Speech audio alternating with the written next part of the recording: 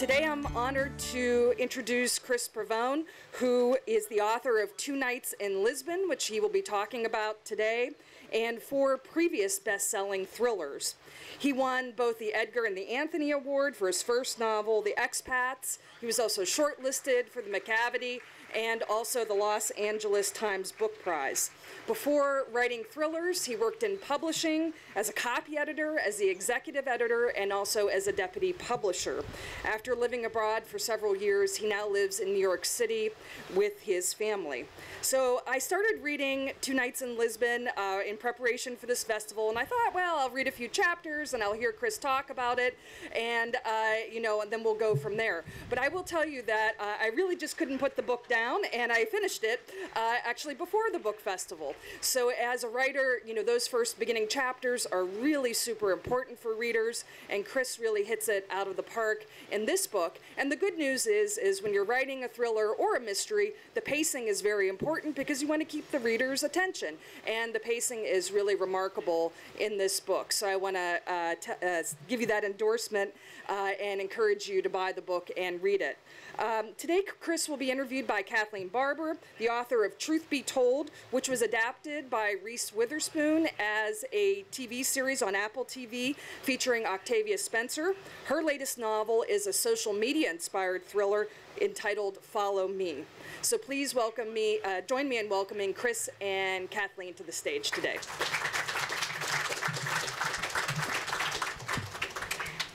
All right, thank you so much, Colleen. And Chris, it is so good to finally get a chance to meet you in person. Like Colleen, I could not put your book down once I started it. I'd taken it on spring break with me, and I thought I would read a few chapters after the kids went to bed, and I just couldn't put it down. Everybody was looking at dolphins down on the beach, and I was like, no, leave me alone. Can't you see I'm reading? And it's not just me and Colleen. You've gotten so many great endorsements. I just want to call out this particular endorsement for everybody because I loved it so much. It says, it's from John Grisham. It says, I defy anyone to read the first 20 pages of the breakneck novel, then try to put it down for 5 minutes. It can't be done. That's absolutely right. And I'll try to put the book here so you can see it. There we go. Oh, even better. Thank you so much, Vicki. You are welcome. Perfect. Well, thank you. All right, great. But before we go on, you're going to have a question, I'm sure. I just want to thank all of you for coming in this horrible, horrible heat. And in the middle of all this COVID, this is my very first book event for this book, and it's my very first book event since, I think, March 6, 2020, when I was at the Southwest Florida Reading Festival in the days when the first COVID case was announced in Florida and the first COVID death was announced in Florida. And the Saturday night of the festival, I had dinner at the hotel bar with a writer named Eric Larson, who writes these fantastic narrative historical books. And he'd been on book tour for 2 weeks, and he still had 2 more weeks to go. And as we sat there at this bar 2.5 years ago, eating dinner, getting increasingly panicked, I said, I'm getting out of here in the morning as soon as possible. And he said, I am ending my book tour. Like, I'm not going to be out here anymore. I'm not going to an airport and an airplane and a hotel every day and shaking hands with strangers, which we'd just done for 2 days at something like this.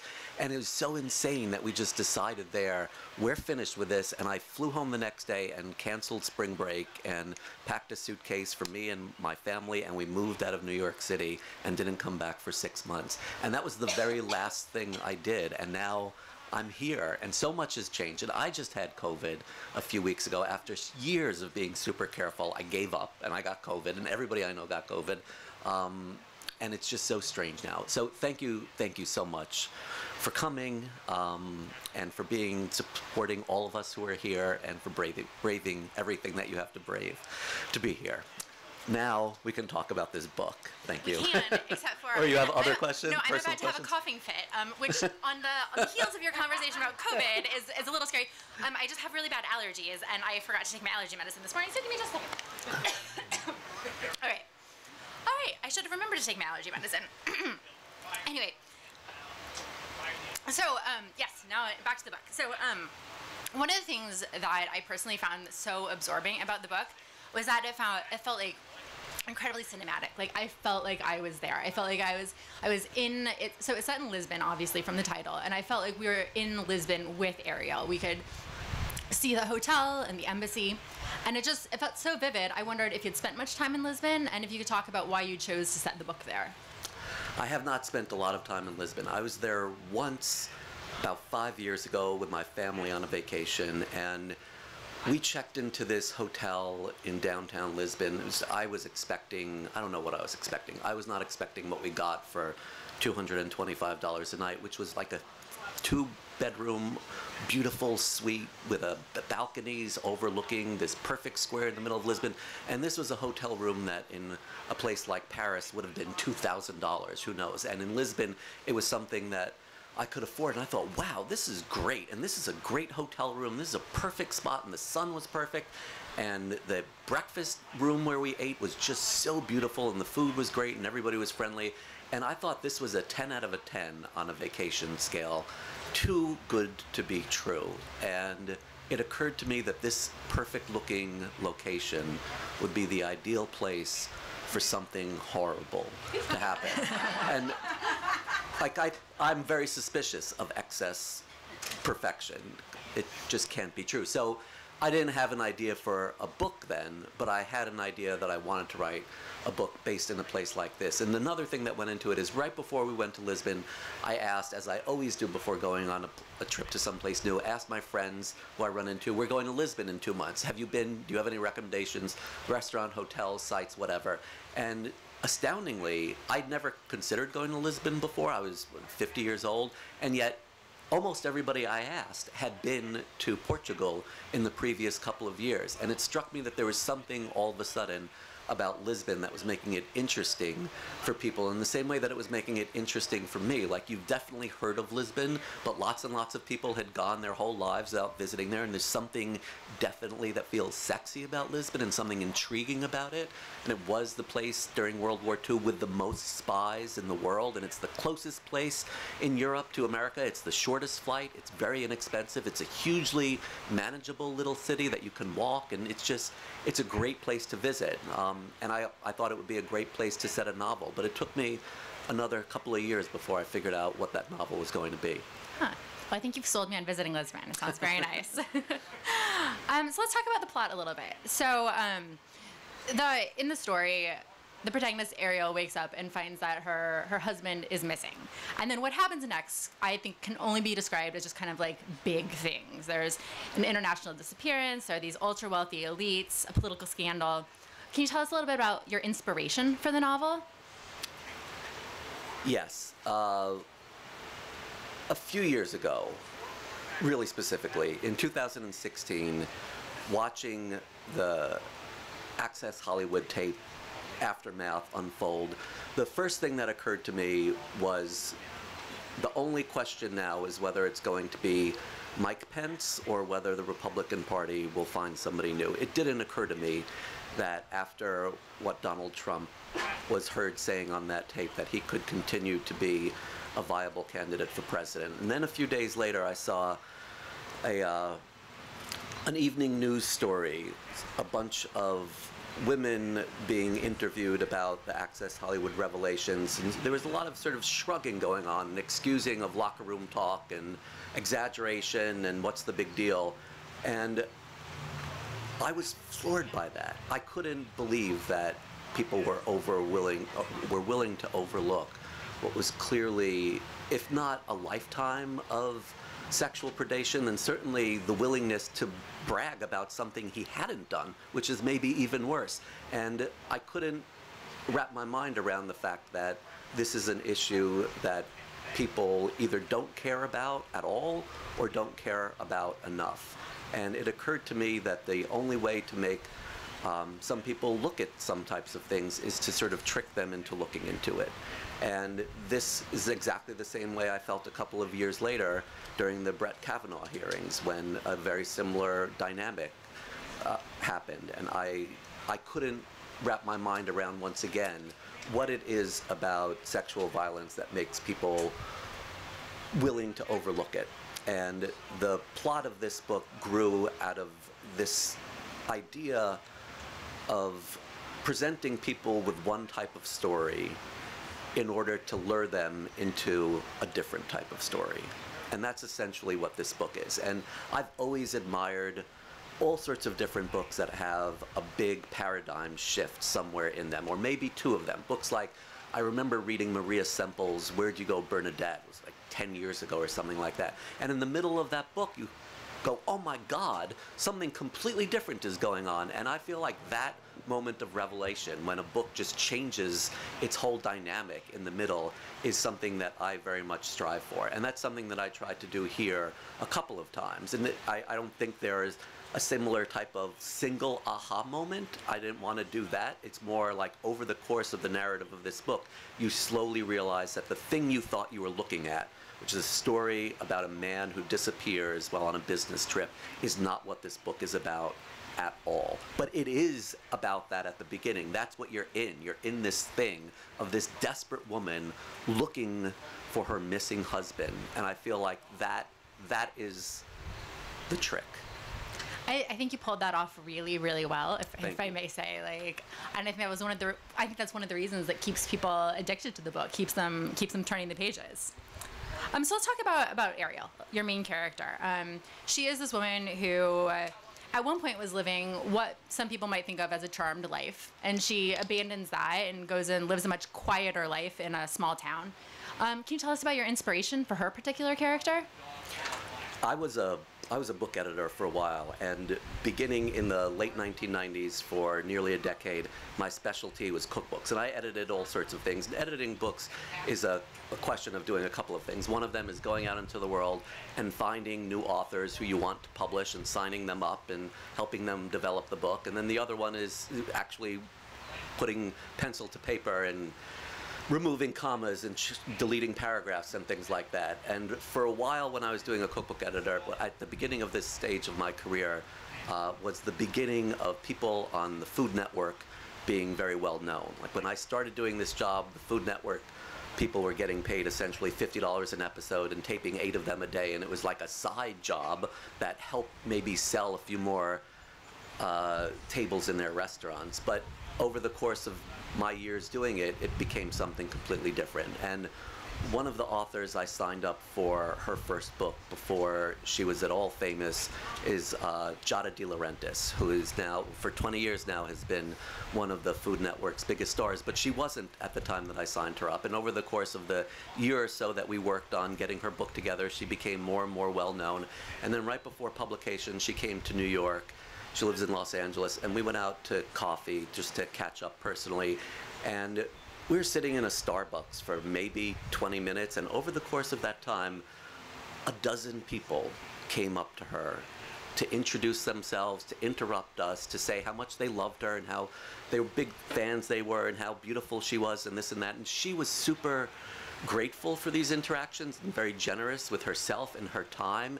And I sat there thinking, oh my God, I had no idea what it means to be famous and what it means to be beautiful in America. And that looked horrible. And all of a sudden I realized, now I understand why people live behind giant walls in Beverly Hills, because if you come out into the world like this, this is what you have to put up with. And the more famous you are and the more good-looking you are, I think the more you also have to feel a certain amount of menace in some of these interactions, which has got to make people deeply uncomfortable all the time, all the time.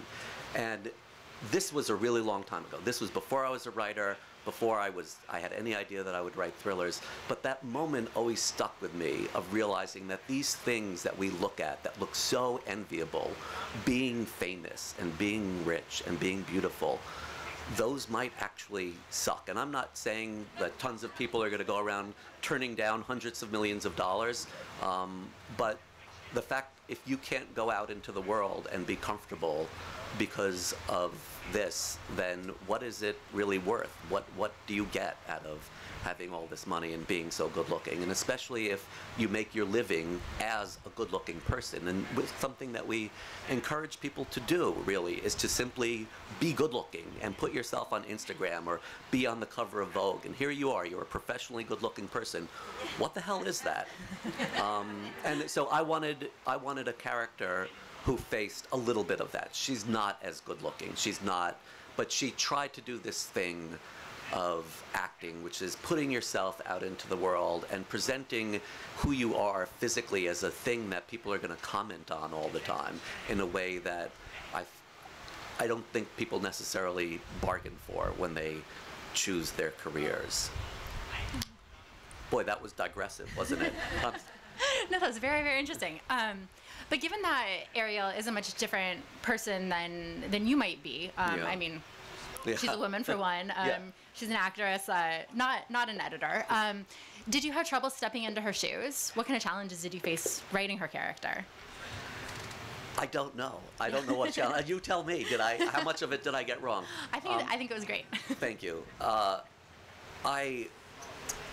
I feel like writing fiction, at least it is for me, is an act of empathy, and that's essentially what I'm trying to get at all the time. Even in characters whom I dislike that I'm writing, I feel like I'm still trying to put myself in their shoes and feel what it is to be them. And that's been true for all of my books, and I think that's also true for the books I love the most. And I was very struck by this recently in a book called Mercy Street by Jennifer Hay, who I admire very much. And this is a book that centers on the abortion wars, and most of the plot takes place at a clinic in Boston. And there are characters in this book that the author clearly, because of what this book is about and what the political stance is, she must dislike these people who she has written, dislike what they're trying to do in the world, and yet she has written them so empathetically, and they're so much real people with real concerns, even though it's clear that she does not agree with them, but she still sees the humanity in them. And that's something that I deeply admire about people who write fiction well, and that's what I strive to do, is to try to be the person I'm writing. Even if that person is only going to be on the page for a couple of paragraphs, I try to make myself that person. And for Ariel, I also tried to make myself her, and that's not that easy, but I think that's one of the things that I enjoy most about writing fiction, is to disappear from myself for the course of a day and try to be somebody else. Yeah. Well, I think you did it really well. In addition to Ariel, there are a lot of great characters in the book. There are, Portuguese police and CIA agents. And I know that asking an author to choose a favorite character is kind of like asking a parent to choose a favorite child. But did you have a favorite character in the book, and why? Or did you have a least favorite character in the book? Oh, I have. So I have to admit, and this is petty of me, but I'm going to admit it anyway. I love writing people I hate, and I do it. Every book I devote a couple of pages. Well, first of all, every book I devote a couple of sentences to the point of view of a dog, which I think is very important, and they come up when you don't expect it. And they're not like dogs talking type of thing. It's just briefly you are in a dog.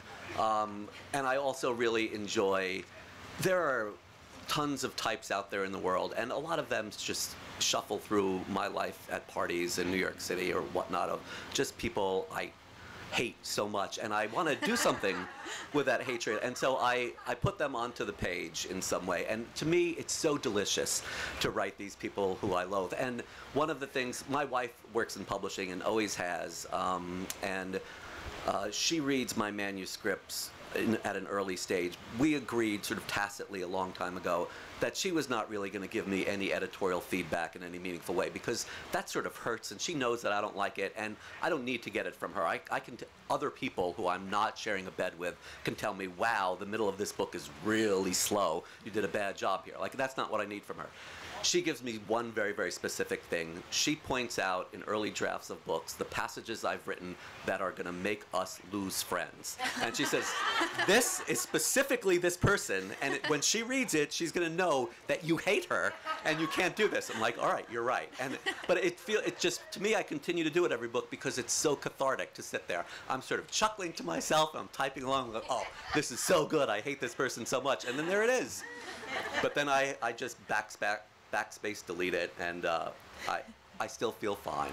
But so in this book, there are definitely a couple of people. I have a villain in this book who's been, in fact, a villain in 3 books of mine. And in general, I tend to not really think of characters in such a villainous way, but this guy's villainy has grown on me over the course of a few books, and he's now been the villain in 3 different books. And I really, really enjoy writing him. I sold or auctioned off naming rights to a character in that festival I was at in Florida 2.5 years ago to a guy named Guy Ciccinelli. And I don't know this guy at all, but I had to name a character for him, and the character I named for him in this book is an Englishman with an Italian name who shows up to a hotel room with a very, very large gun and a huge amount of cash. And he's only in it for maybe 1 page, but I love him. I love that character. Cool. Very cool.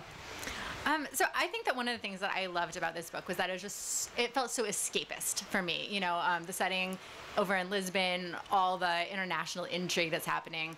And unless your life is completely different than mine, you probably had to do a lot of research. So I was wondering if you could talk a bit about your research process and if you discovered anything interesting, outrageous that didn't make it into the book.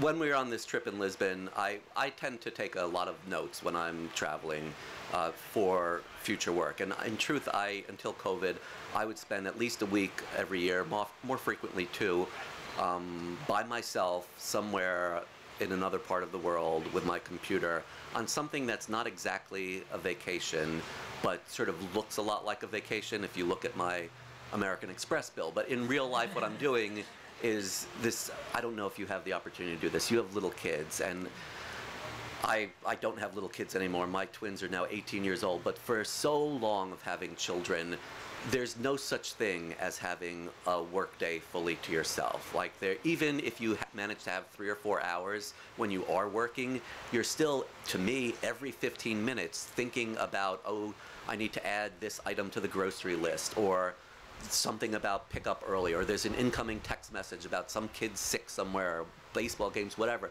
Like, there's always something when you're at home, something to do with a dog or a car or whatever. And I found a long time ago that the only way for me to actually have a full day of not thinking about my family was to put myself in a position where I couldn't, where there's nothing for me to do. That if I'm on the other side of the world, there's no reason for anybody to get in touch with me. There's nothing I'm going to do about it, especially if I'm many, many time zones away. My wife is not going to call me. The babysitter is not going to call me. I could just be somewhere else and be totally in a book for 12 or 15 hours a day, every waking moment.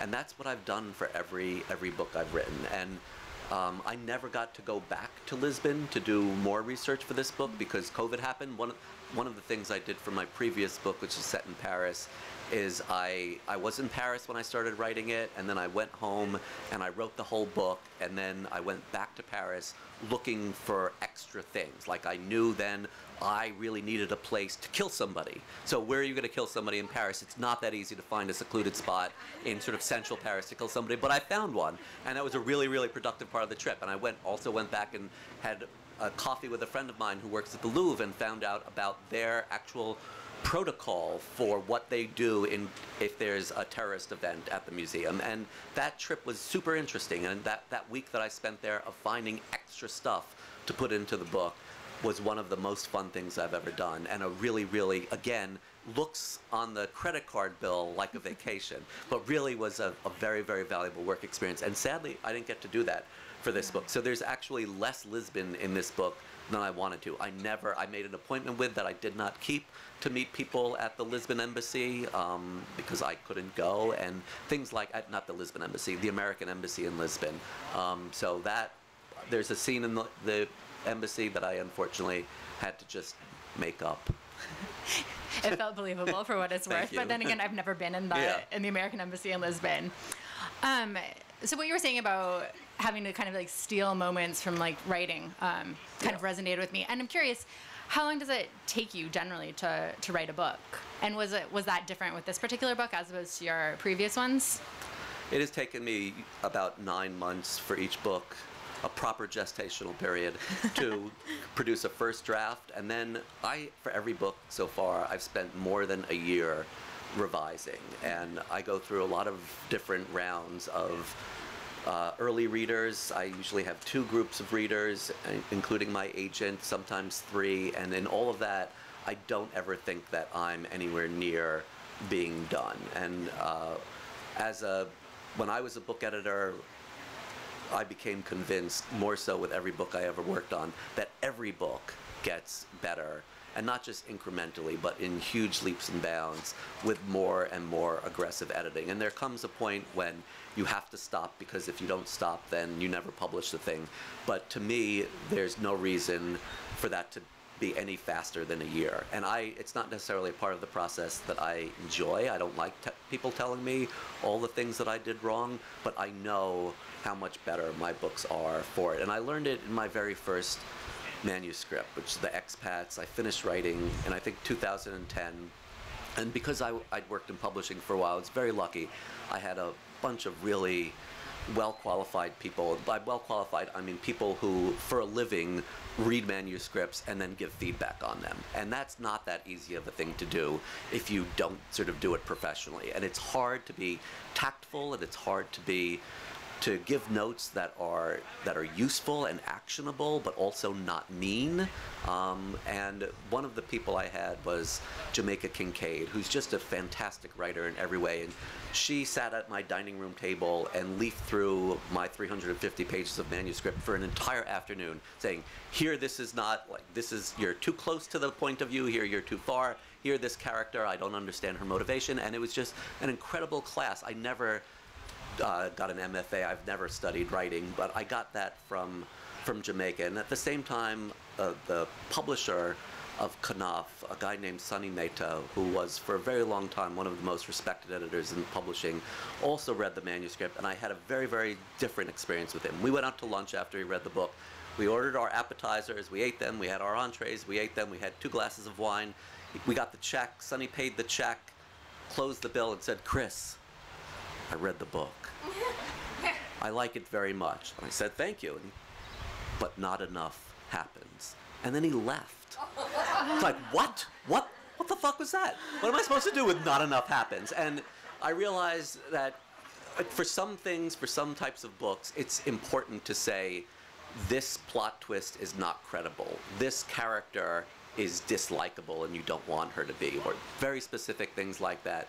And for some books, that's not it. It's just, I think what he said was very, very perfect, that it was fine, this manuscript that I'd written. It was your basic thriller that had one surprise at the end, but not enough happened. And it wasn't his job to figure out what else should happen. It was definitely mine. And I went away from that meeting, first of all, sort of angry, but then realized that this was a great gift that he'd just given me, of telling me something straight up, without sugarcoating it all, and also without sort of micromanaging me into telling me you need another plot twist in the middle, that I could just simply make this book a lot better by making more happen.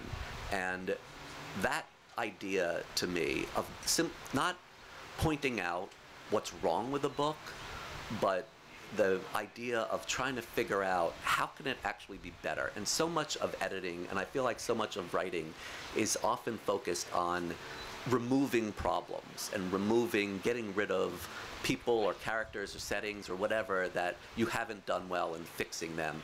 And not enough time is spent taking a beat and thinking, how can I make this better? How can I make it bigger? How can I make these characters bigger, this story bigger, this whole world? How can I make it more? And that's what I did after my lunch with Sonny and The Expats. And that was really so valuable. And I would not have done it if he had said something else. If he had said, like, whatever, something more specific. I didn't know how to be a novelist at that point. It's not something you know how to do, maybe ever, even after you've written however many novels. I certainly don't feel like I completely know how to do it now, but I knew then that I didn't know how to do it. And part of learning how to do it is having people sort of guide you through it. And that bit of guidance, even though it was so minimalistic, was really, really important for me. And now I do that with every book. And I get to the end and I type the end and I don't share it with anybody. I just sit there with it myself and I think what else can happen. And that's one of the reasons I go on these extra trips at the end of books, to go back to locations to see what can I add? How can I make this more? Awesome. That's so interesting. Thank you. I think we're at the point that if anybody has any questions, Chris will take them. Sorry. As we do the questions, Harvey's going to be going around with the microphone. Please do not grab it. We want as few people as possible touching it. And please do not back away from Harvey. He knows how close to your mouth to hold it, okay? So, go ahead. Does anyone have any questions? Could you comment on how supply chain problems in the publishing industry are affecting your idealized editing schedule? Is that Francine? Are you having a personal experience with this? Yes. I don't know. This book of mine is not yet officially on sale in the publishing universe. It goes on sale on Tuesday. You can certainly buy it here, but you can't go to Barnes & Noble or buy it. If you've bought it, if you've pre-ordered it on Amazon or Apple, you don't have it yet. You won't have it. I don't know if this is going to, if supply chain problems are going to affect my book at all. I am married to somebody who runs a very large publishing company, and supply chain problems have been something she deals with on a daily basis, and it's everything. It's paper, it's printers, it's shipping, it's container ships sitting outside of ports. There's every aspect of the business has been in trouble, and it doesn't appear to be getting better. And every publisher is facing a situation where they have to sort of triage what books are going to get printed if the printer has all of a sudden a very, very finite capacity. Like 3 years ago, they could publish this number of books, and now because there are more books being published and not more printers and more supply chain problems, that it's hard. I haven't yet been affected. I don't know. I'm sorry. That's not a super answer.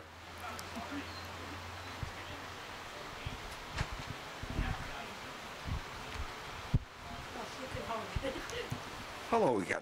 One of the other authors previously, a group of authors, talked about reading reviews, and some turned never read a review, stop doing it, from not only professional reviewers, but from, if you go on Amazon, you read a million.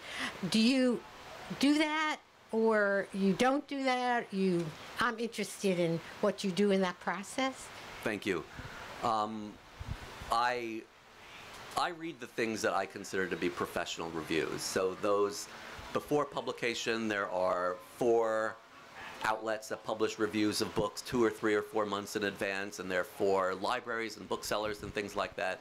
And I always read those reviews. Those are important. And sometimes a given review in any of these outlets is one person's opinion who's probably been paid $75 to do it. So it's definitely not everything, but it means something in the book selling world, and I feel obligated to read those. And I then read the reviews that appear in what I consider to be reputable professional outlets. And this time of a book is when I start sort of holding my breath almost every day. And after the author welcome last night, as I was leaving the gathering, I had an email from my publicist with the subject line of Wall Street Journal review, and that was another super holding the breath moment, because the Wall Street Journal crappy review could be a very bad thing, but this is a positive review, and I was able to exhale at the end of reading his 150 words on my book.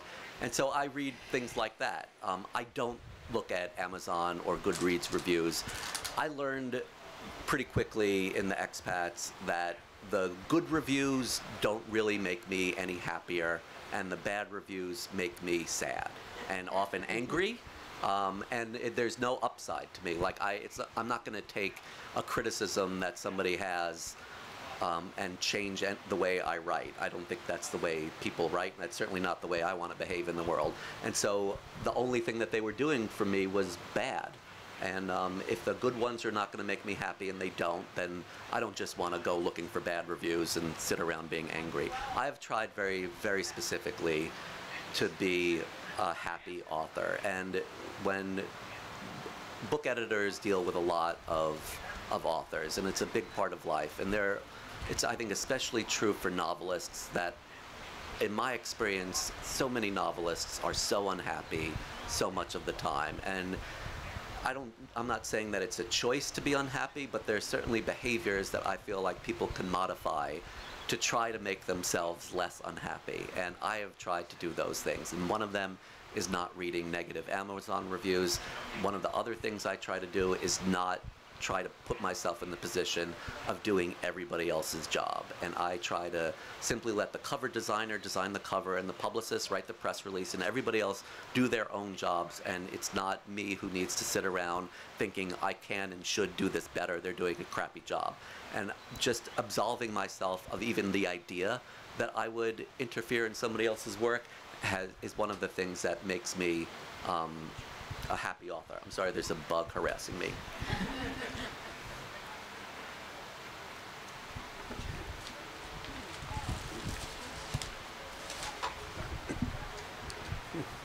Thank you. Hi. Hi. I'm always interested in how a man can write from the perspective of a woman, and in my observation, it's the rare male author that can actually authentically write from a female perspective. And so how do you achieve that authenticity? Do you work on that? How do you go there? I don't know. I don't know how to answer that. I do know what I do to try to get rid of the problems that I've created, which is for this book, for most of my books, but especially for this book, all of my early readers were women.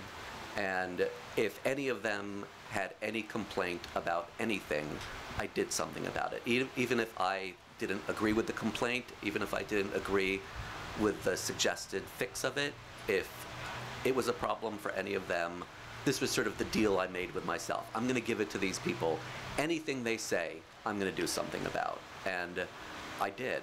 And there's some fairly graphic material in this book that I'm not in a way at all qualified to write, and I obviously, for that in particular, had to rely on the experiences of other people to tell me what I did wrong. I also just read a lot. I read a lot, and somehow over the past decade I've found myself reading at least 3/4 of the books I read are written by women, and a lot of them have female protagonists, and it's just a voice that I find myself in through much of my professional life. And most of my books have female protagonists. So I don't know, I can't say how it is that I do it. It's what I do, apparently.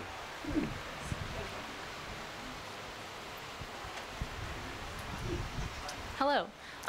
So as you've mentioned, you've written books that take place in kind of far off places, and obviously, you live here, and so I'm just kind of wondering, what is the lure for you of writing, in kind of different, far off settings that you're not, actively, living in? I want people to go somewhere, and the first allure of it was not really that purposeful of a thing. It was that I lived in Luxembourg, and I started writing a book that was set in Luxembourg because I thought that was the interesting story to tell. It was a story, the expats, about somebody who sets aside their career for their spouses and moves abroad and takes care of little children in a country where they don't really speak the language or have any friends or know how to do anything, and have given up your entire career and sense of self to do this other thing and be in this other place. And that place was, for me, Luxembourg, and that was my life. And I started writing about it because I think the expat experience is an interesting thing, and the idea of leaving the professional workforce to be home with little children is a meaningful experience for a lot of people and something that's worth writing about. And I think that experience is amplified if you also do it abroad, where a lot of the dissociation and alienation of leaving the world of grown-ups and entering the world of children and diapers and tedium is very compounded by also leaving behind everything you know. So that book, for me, needed to be in Luxembourg. That was the point of it. And that book was very successful. And I realized that there was something about the journey of going somewhere that maybe you don't know so well that was appealing to people. And it was certainly appealing to me as a way of writing about the world. And one of the things that I feel like I internalized a lot over my years working in publishing is that every successful author is pretty much successful by being known for doing one thing super well. And some people like to change lanes with every lap, and there are very few of those people, I think, who have gratifying careers, and people who are roughly my generation, I think I can count on one finger the number of people who've done that really well, and that's Jennifer Egan, who I admire very much. She writes basically a different book, different type of book every book, but most people don't, and most people who have viable careers figure out something that they can hopefully do well and possibly do better than other people. And I don't know if for everybody that's a purposeful decision or whether they just sort of stumble into it, but for me, after the expats, it was a purposeful decision. I'm going to write books that are largely set in Europe, and that this is going to be part of the thing that I'm delivering. And part of what I want to provide to readers is a sense that they've gone someplace. And it's one of the reasons that I try to write cinematically, and I try to have every scene be a scene that you as a reader can see something of what's going on, and you can put yourself there in a sensory way, and you sort of know what the thing looks like, even if you don't know what all the people look like, which I tend to not describe my characters physically all the time, but I definitely describe the places they're in, because I want you to be there, and I want you to have a sense of what the food tastes like, and what the streets sound like, and what the people look like, and what the architecture looks like, and of course, what the dog is thinking, which is very important.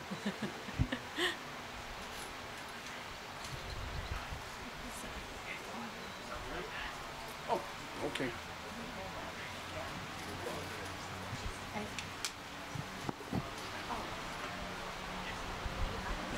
So do you immerse yourself in each of these places that you write about? I mean, have you spent time in Portugal then, or in Lisbon? Yes, I did. I spent a couple of weeks in Portugal, only one of which was in Lisbon, and I meant to get back and do more, but COVID prevented it. But I do, and I did a lot more just at-home research on that than I have for my previous books because I couldn't get back.